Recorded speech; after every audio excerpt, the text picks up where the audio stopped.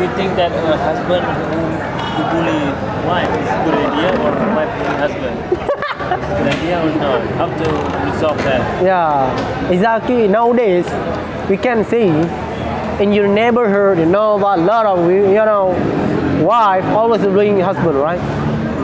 But not 100%ly 100%. the husband bullying the wife. I have no idea about that. Maybe the wife or the husband, you know what?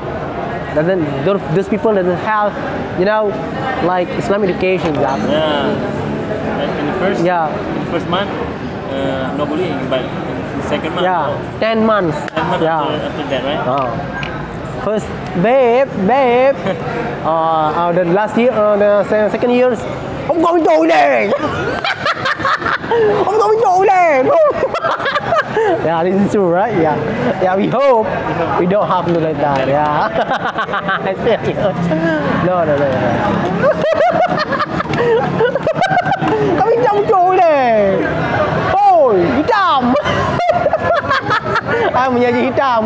Lên. Các lên. Nhom si kling nhom malam hidup apa? Kem.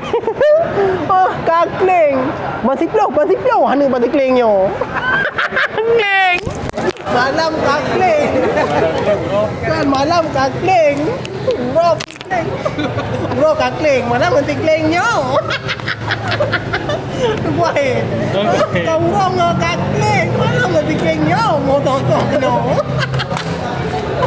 Alright. This is unique, right? Yeah.